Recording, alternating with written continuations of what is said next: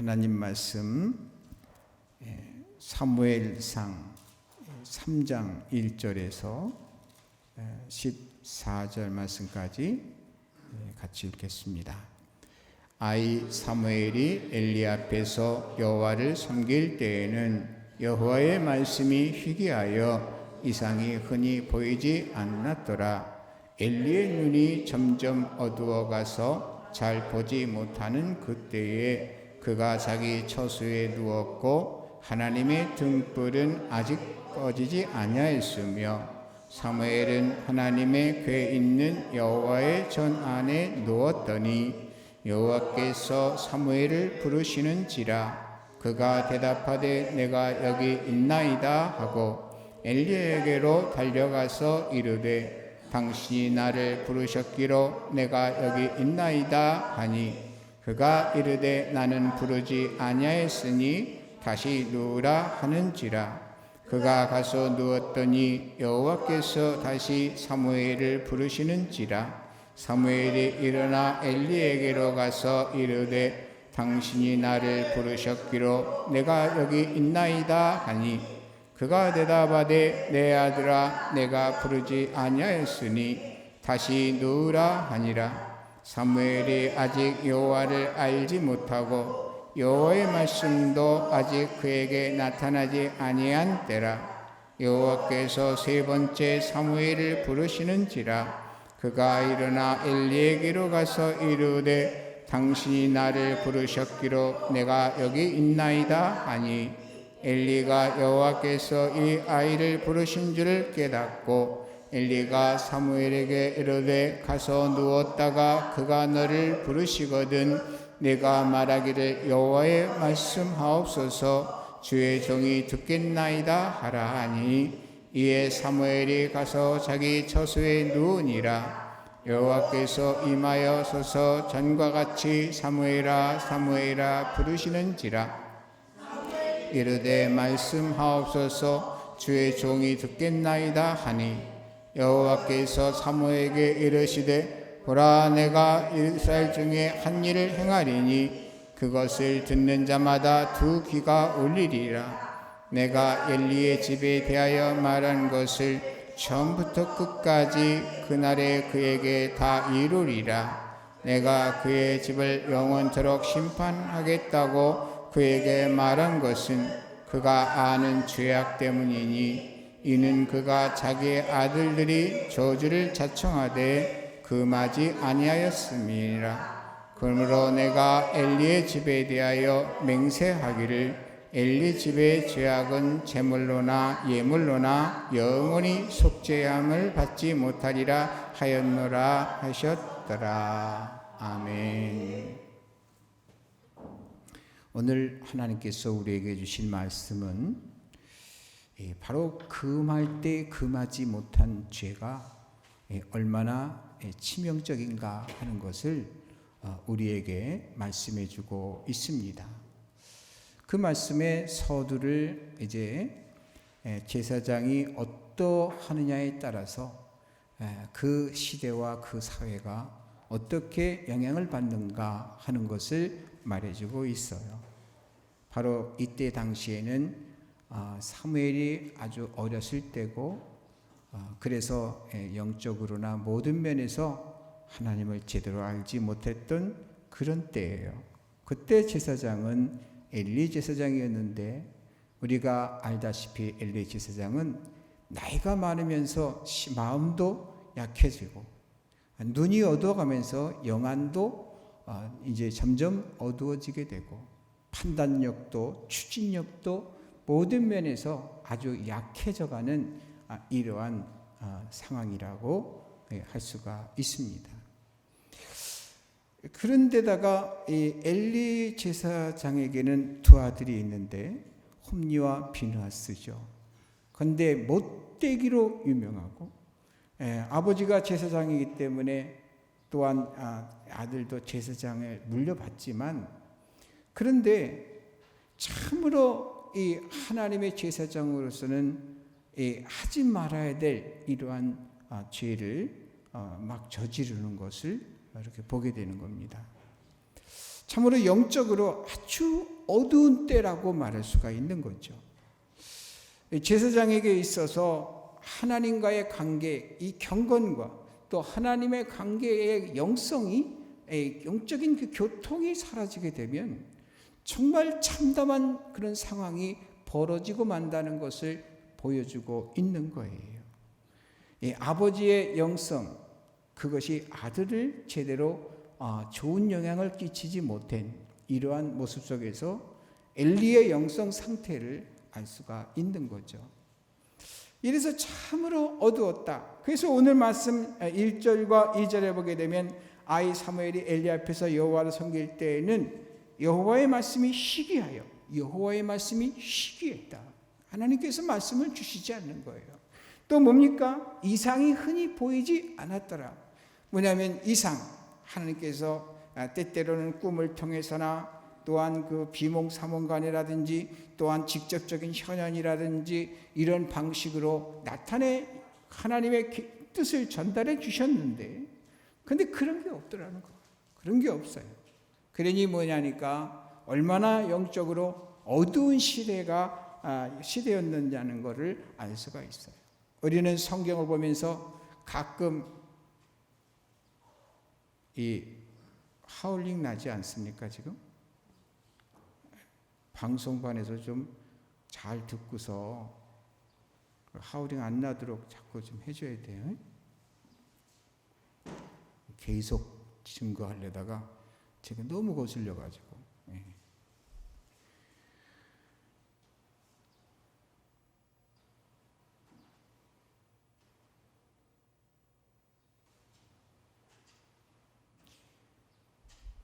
말씀이 쭉 내려오다가 탁 끊겨버린 말이죠. 굉장히 아주 난감해져요. 그래서 아주 우리 방송하시는 분들은 굉장히 유념을 하고 긴장을 가지고 이렇게 하셔야 돼요. 근데 우리는 성경을 읽으면서 말이죠. 성경의 그 상황 속에서 엘리 나쁜 사람, 부족한 사람, 홈리와 비누아스 이거 참 나쁜 사람, 이렇게 생각하면서 나하고는 상관이 없는 것처럼 성경을 읽을 때가 참 많습니다. 근데 하나님께서 말씀을 주시는 것은 그 시대 홈리와 비누아스를 비난하려고 또 엘리를 비난하려고 말씀을 주셨겠어요? 아니죠.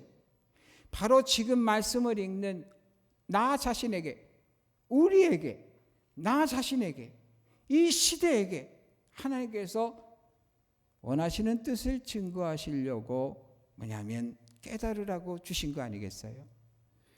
그러면 우리가 어떻게 이 말씀을 우리에게 적응할까요?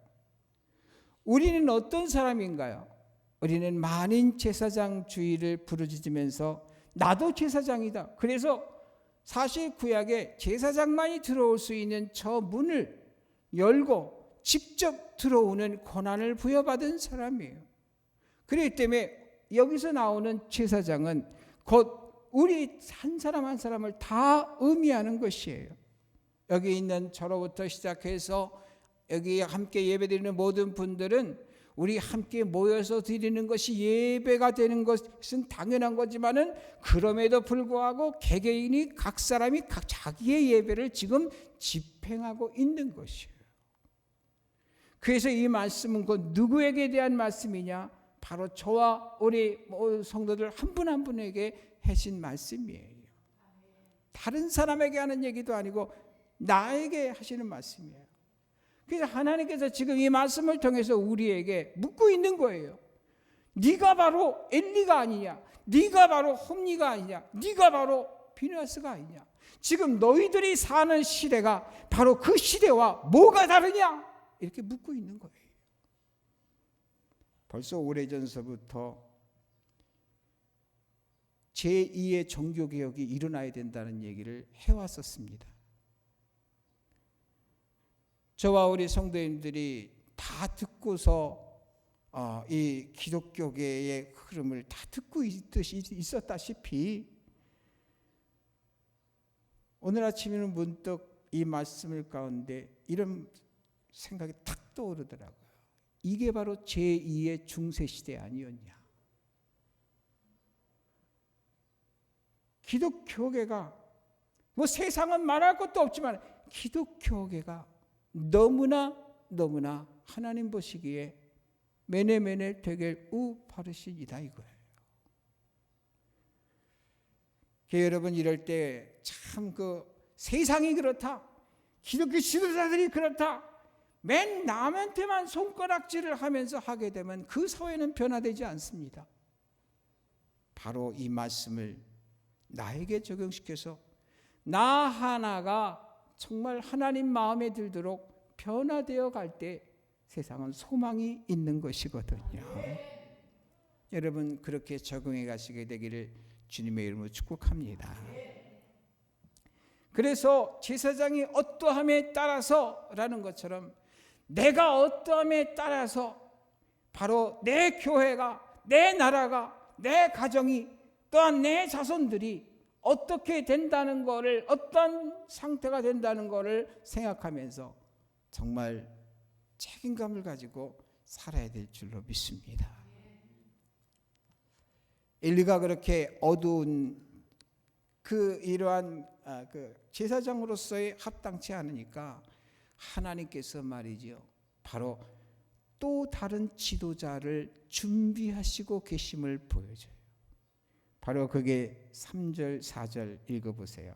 하나님의 등불은 아직 꺼지지 아니하였으며 사무엘은 하나님의 궤 앞에 있는 여호와의 전 안에 누웠더니 여호와께서 사무엘을 부르시는지라 그가 대답하되 내가 여기 있나이다 하고. 하나님의 등불은 아직 어떻게 됐다 그랬어요? 꺼지지 않았다. 그 말씀은 곧 하나님의 성전에는 24시간 불을 밝혀놓는 것이에요. 왜냐하면 성막 여러분 아시죠? 이 성막은 창문이 없어요. 깜깜하죠. 그래서 등대가 있어갖고 그 등대에 뭐냐면 7 촛대가 있어가지고 거기에 불을 다 켜놓습니다. 항상 켜놓게 돼 있어요. 하나님의 지도는 또한 향로에는 항상 그 하나님께서 특별하게 지시하신 그 불이 항상 켜져 있게끔 그렇게 했어요. 함부로 다른 세상적인 다른 데서 근원된 그러한 불을 갖다가 거기다 놓으면 그것이 재앙이 돼가지고 그래서 엄청난 일이 벌어졌어요. 그렇게 됐는데 여기 그래서 뭐냐면 불을 켜놨겠죠. 그런데 그 불을 말하는 것이 아니라 은근하게 어떤 의미로 보냐면 아직도 하나님께서 말이죠. 이스라엘에게 여지를 남겨두신 은혜 은총이 계속되고 있었더라는 거예요. 그래서 그 등불이 꺼지지 않았다는 얘기는 아직까지 그 등불이 헐헐 타는 게 아니라 그 등불이 꺼져가는데 꺼지지 않았다라는 얘기는 사무엘을 통해서 하나님께서는 다시금 이스라엘의 영성을 일으키고 하나님과의 관계를 회복시키겠다고 하는 하나님의 은혜 은총이 진행되고 있다는 것을 말해주고 있는 거거든요. 그러면서 바로 등불 얘기를 하면서 사무엘을 소개하면서 사무엘이 어디 두었더라? 어렸을 때부터 성전에서 말이죠. 거기에서 그냥 자고 일어나고 딴 데 숙소가 있었던 게 아니라 성전에서 그냥 자고 일어나고 이랬던 거예요. 아무것도 모르는 천진난만한 사무엘이 아기 때부터 그렇게 자라난 거예요. 요즘 코로나 때문에 예배를 못 드리게 해가지고 그래가지고서는 교단에서 기껏 생각해낸 것이 뭐냐니까 인터넷으로 해가지고서는 화상 예배를 드리는 것을 갖다가 장려해가지고 이 교회 저 교회 할 것 없이 그냥 막 그거를 막 추진을 막 하는 거예요. 요즘은 많이 쉬워져서 이제 핸드폰 갖고도 그 방송을 할 수 있죠. 그래서 그렇게 하지만 근데 저는 그거 들을 때마다 하면서 정말 이거는 전진이 아니라 후퇴다. 왜 그러냐면 과거에 조영기 목사님이 순복음교회에서 많고 교인들이 엄청나게 많으니까, 그러니까 뭐냐, 그리고 전 세계에서 그 목사님을 굉장히 추앙하게 되니까 어떻게 되냐니까요, 비디오 예배를 실시한 적이 있어요. 여러분 기억나는 분들이 있을 겁니다. 그때 비디오를 갖다가 공급하고 그걸 비디오를 갖다 틀어줘 가지고 조금 있다가는 뭐냐니까 진짜 화상 예배를 갖다 하는 것을 화면에 비춰주고, 성도들은 그 화면을 보면서 예배를 드리는 순복음교회 그것을 장로교에서 얼마나 그것을 갖다 잘못됐다고 비난했는지 몰라요. 그런데 지금 뭐 하고 있습니까? 예배라고 하는 것은 화상으로 드리는 게 아니에요. 그러면서 온갖 그냥 그 합리화를 시켜가면서 그래도 되는 것 마냥 아니거든요. 그러고 있어요. 그래서 하나님께서 말이죠, 바로 사무엘을 통해서 어떻게 주의 종을 키워나가시는가를 보여주는 거예요. 예배당에 왔다 갔다만 해도요, 신앙이 성장해요.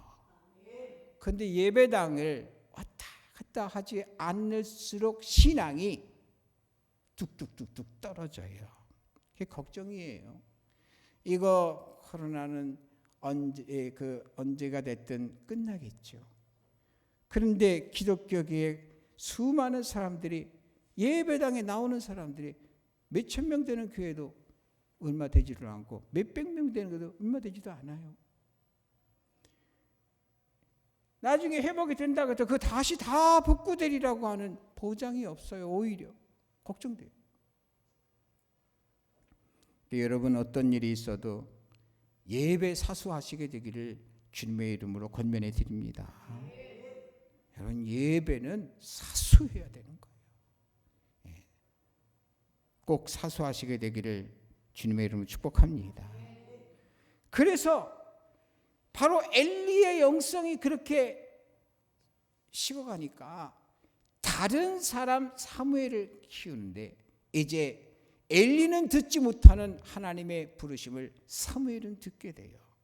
그런데요, 이 사무엘을 부르는데 잠자려고 누웠는데 사무엘아 사무엘아 그런 소리가 들리고, 엘리 선생님, 엘리 제사장님이 나를 부르나 보다. 그리고 막 달려가지고는 저 부르셨어요? 그랬더니 안 불렀는데.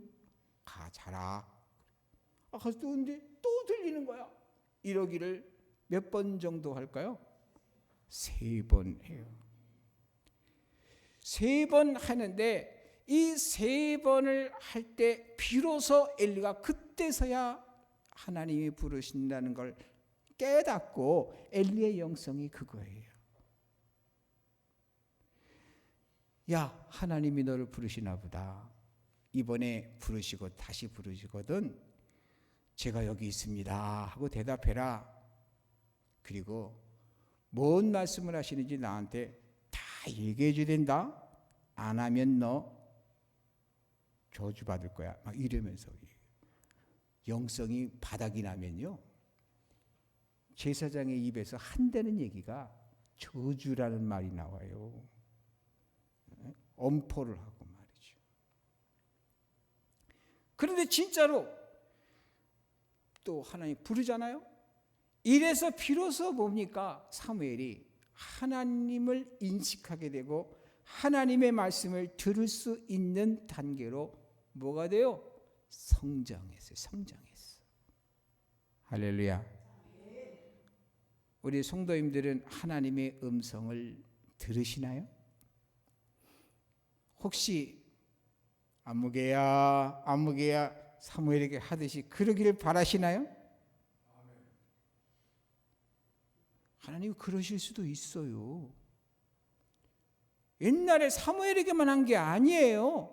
그럴 수 있어요. 그런데 모든 사람에게 그러는 건 또 아니에요. 하나님은 이 온 우주 가운데 모든 방법을 다 동원해서 하나님께서 우리에게 말씀하실 수 있어요. 어떤 사람은 시를 잘 쓰는 사람은요, 시적인 감각을 통해서 하나님께서 말씀하시고, 어떤 사람은 상황 분석을 잘하는 사람은 상황을 쫙 돌아가는 걸 보면 하나님께서 내게 무슨 말씀을 하는지 캐치를 해요. 어떤 사람은 성경에 나온 대로 꿈을 꾸면서도 가고, 어떤 사람은 정말 하나님의 말씀을 보는 가운데도 하고, 어떤 사람은 기도하는 가운데 기도를 줄을 잡아주시는 성령께서 역사하시는 것을 통해서 알게 하고, 어떤 사람은 일이 되어가는 그것을 통해서 하나님이 어떻게 원하시는가를 감을 잡는 사람들이 있어요.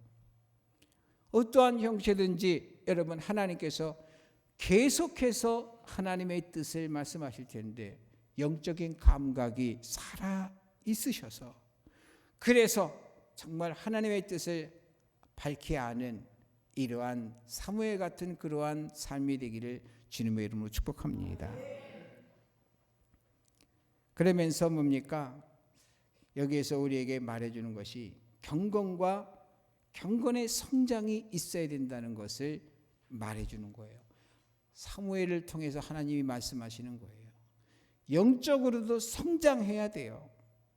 정말 가끔 이렇게 TV에서 장애를 가지신 분들의 이러한 내용을 다룰 때 이렇게 보게 되면 많이 안타까운 때가 많이 있잖아요.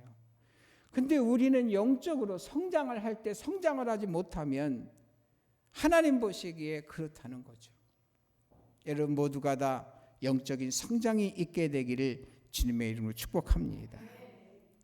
그래서 바로 11절에 보게 되면 하나님께서요 사무엘에게 그 말씀을 하세요. 읽어보세요. 여호와께서 사무엘에게 이르시되 보라 내가 이스라엘 중에 한 일을 행하리니 그것을 듣는 자마다 두 귀가 울리리라. 하나님께서 말씀하시는 걸 들었어요.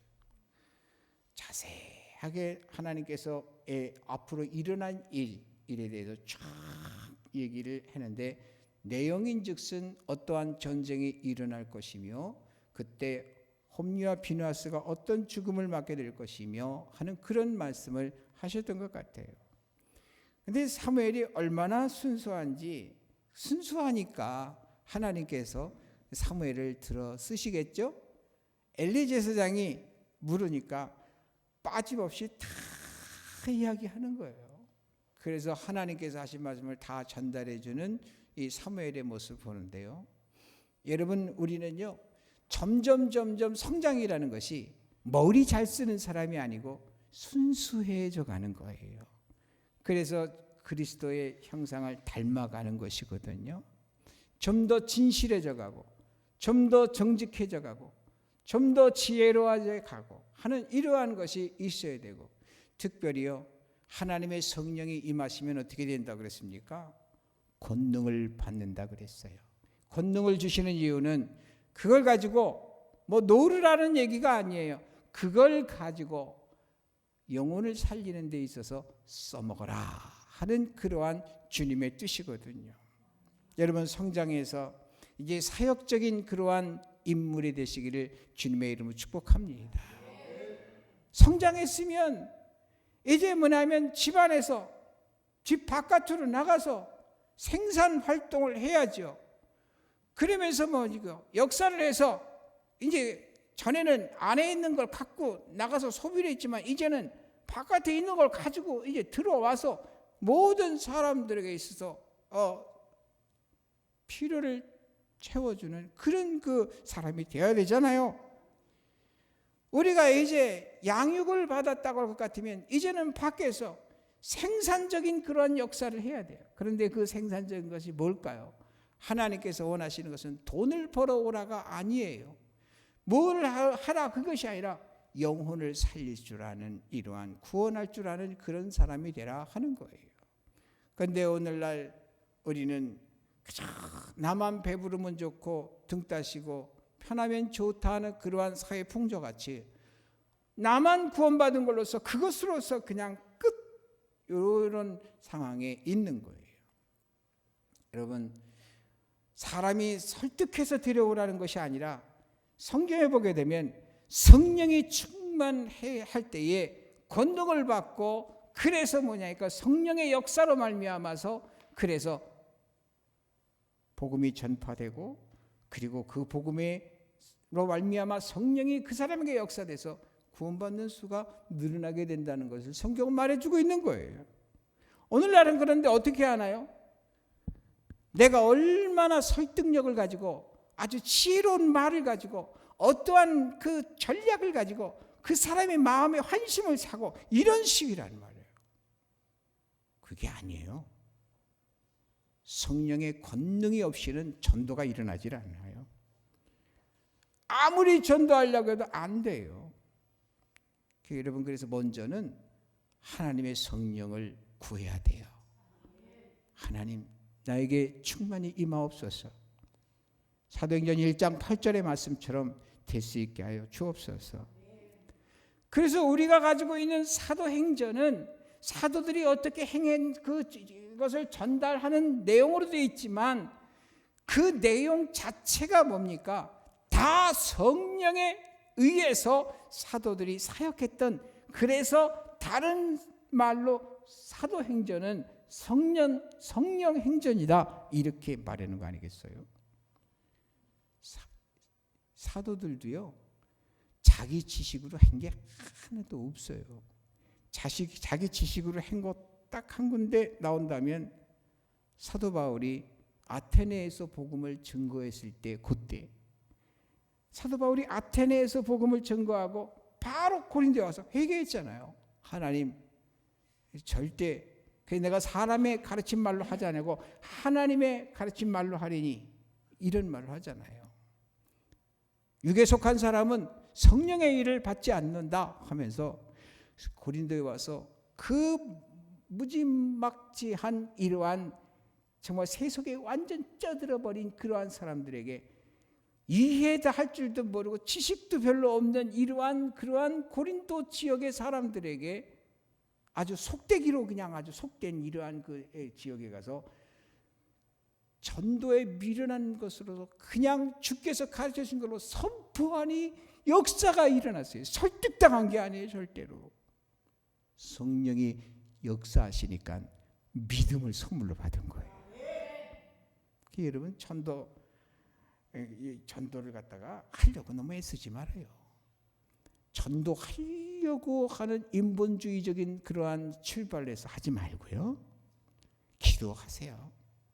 성령이여 나에게 충만히 임하옵소서. 그러면 주의 성령께서요 말할 자에게 말하게 하세요. 그리고 나머지도 성령께서 역사하세요. 어떤 아주머니는 시장에서 그저 이만큼 나물 갖다가 이렇게 파는 이게 할머니라고 그래요. 근데 오늘 전도해야 된다고 하는 얘기를 듣고 얼마나 믿음이 순수하신지 그냥 오는 사람한테 그렇게 했다는 거예요. 예수 믿어야 되겠구만 그랬대요. 그러면서 그냥 별다른 설득이 어디 있어요. 예수 믿어야 되겠구만 그렇게 말을 한 거예요. 그런데 희한한 거는 그 얘기를 듣고 그 말소리가 말이죠, 들은 사람의 머리에서 뱅뱅뱅뱅뱅뱅뱅 돌다 할머니 어디 교회 다녀요? 이래가지고 나 어느 교회 나가는데, 그러니까 할머니 다니는 교회 나도 다닐래요 이러면서 전도 왕이 됐대잖아요. 하나님이 하시니까요.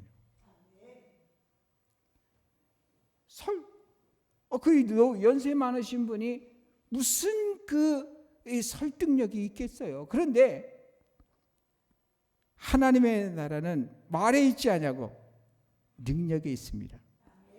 그 능력이 무슨 능력이냐는 거예요. 개인의 능력이 아니에요. 나의 능력이 아니라 하나님의 성령의 능력이잖아요.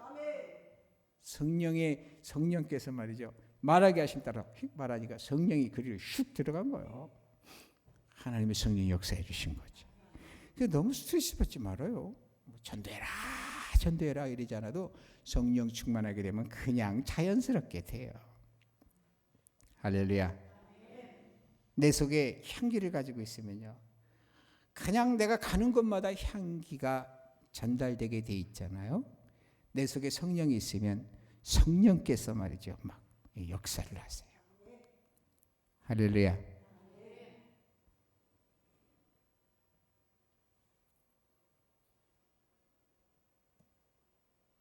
하나님은요, 인과응보의 하나님이에요.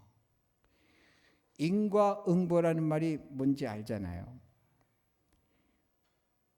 원인이 있기 때문에 하나님의 결과가 있는 거잖아요. 하나님은 공의의 하나님이라고 그러잖아요. 하나님은 약속의 하나님이라고 그러잖아요. 하나님은 약속하신 대로 뭐냐면 바르게 지켜나가는 공의의 하나님이며 각 사람이 행한 대로 보응하시는 하나님이세요. 그저 대충 이게 아니에요. 하나님을 높이면 하나님도 우리를 높여준다고 약속을 하셨어요. 하나님 무시하면 하나님도 우리를 그렇게 하신다고 그랬어요. 그래서 엘리 집안은 심판을 받는 거예요. 반면에 사무엘은 점점 저 성장해 가면서 모든 이스라엘 민족들에게 있어서 점점 그 영향력을 넓혀가고, 또한 하나님께서 사무엘을 사무엘 되게 해주시는데, 사무엘을 말이죠, 사무엘을 통해서 하는 말은 그대로 다 이루어지는 거예요. 그런데 여러분, 그거를 통해서 사무엘이 하는 말을 하나님이 책임지셨을까요? 그렇게 생각하면 오산이에요. 왜 그러냐니까 사무엘은 자기의 얘기를 한 적이 없고 오직 하나님의 주신 말씀만 얘기한 거예요. 그래서 하나님께서 선포하신 말씀이니 그대로 역사한 거죠. 우리도 그래야 되는 거예요.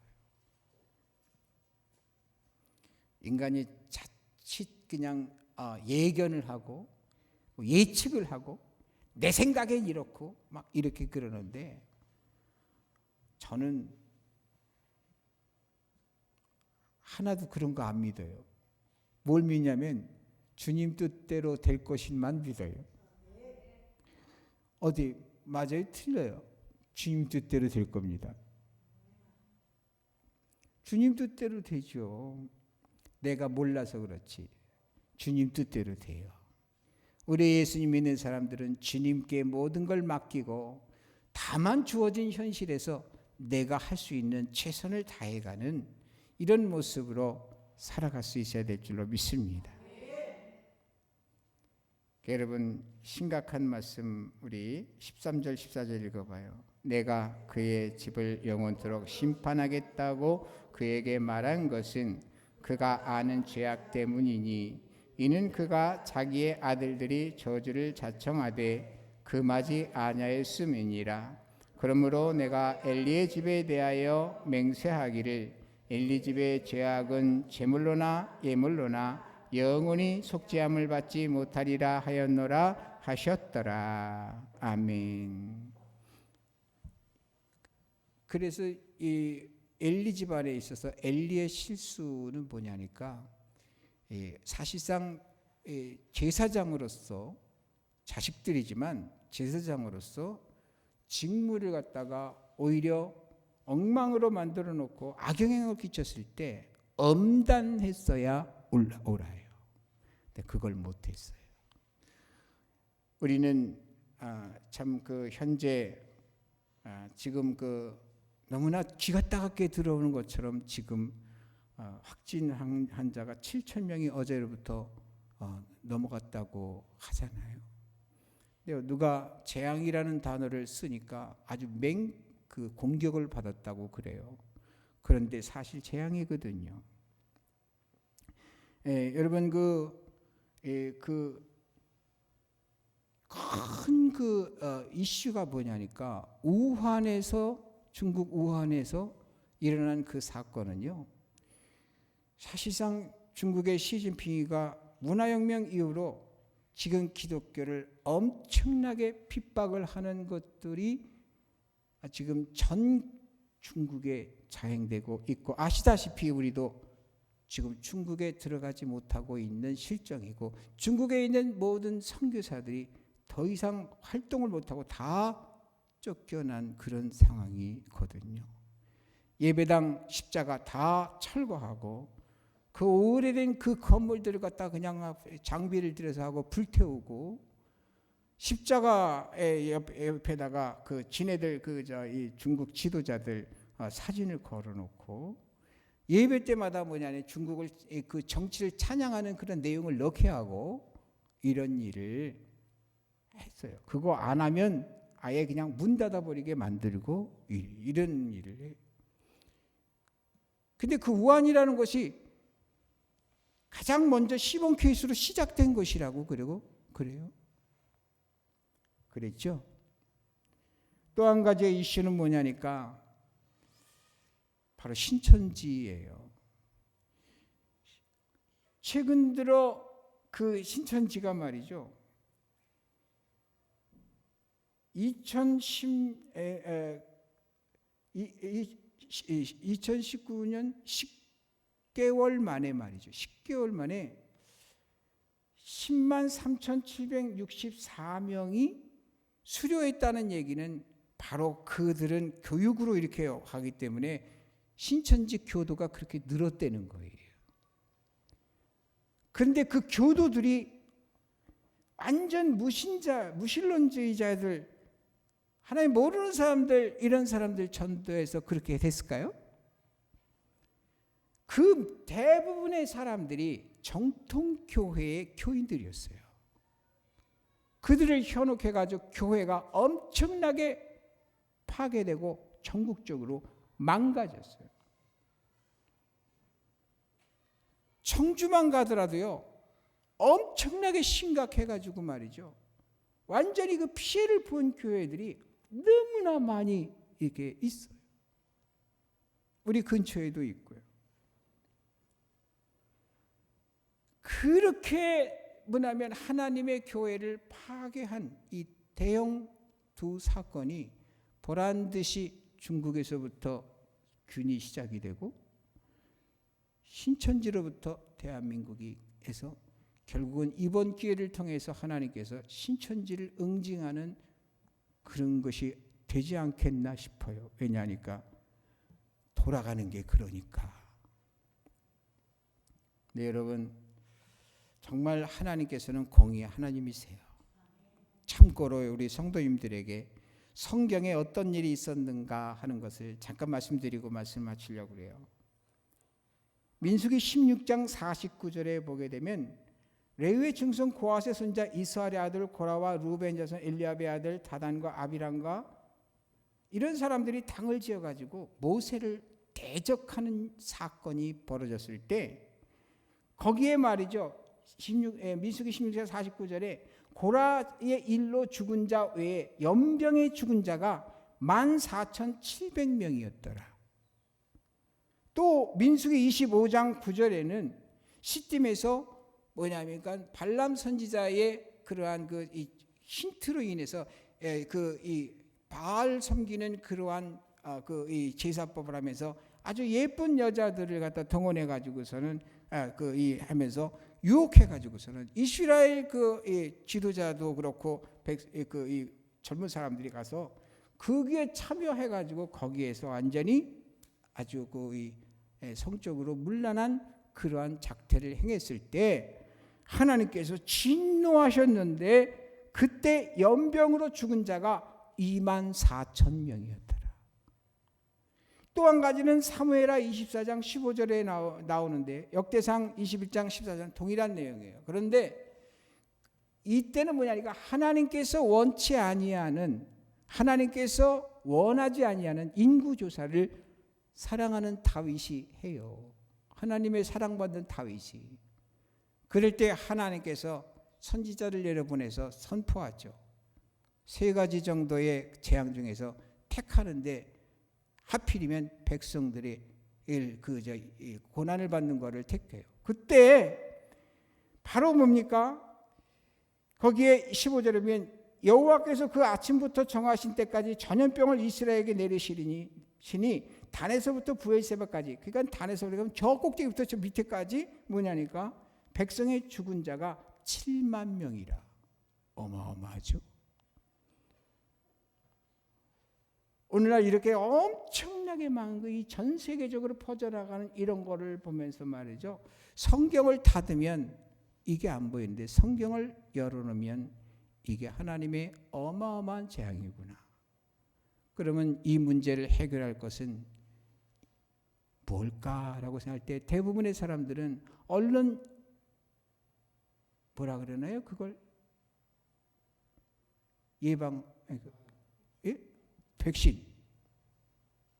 얼른 그 치료약이 나왔으면 이러지만은 치료약이 문제가 아닌 거예요.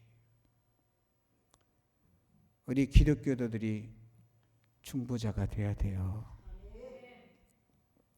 우리가 정말 이 시대의 제사장 나라, 우리 하나님의 나라 백성들이 말이죠. 하나님 앞에요. 정신을 차리고 벌벌 떨고 그럴 것이 아니라, 몸을 사릴 것이 아니라 기도해야 돼요. 여러분 꼭 승리하시게 되기를 주님의 이름으로 축복합니다. 전권은 하나님께 있지 바로 이 세상에 있는 게 아니에요. 성경을 덮고 생각하면 세상의 이치가 맞죠. 성경을 열면 세상의 이치가 틀렸고 하나님께서 바로 이 답이라고 하는, 하나님이 답이라고 하는 그 내용이 나오잖아요. 오늘 아침에 한 소식을 들었어요. 의사도 못 고치는 병 하나님께서 고쳐주셨던 얘기를 집사님 한 분이 나한테 얘기를 해주시더라고요. 하나님이 하시면 되는 거예요. 기도하겠습니다. 하나님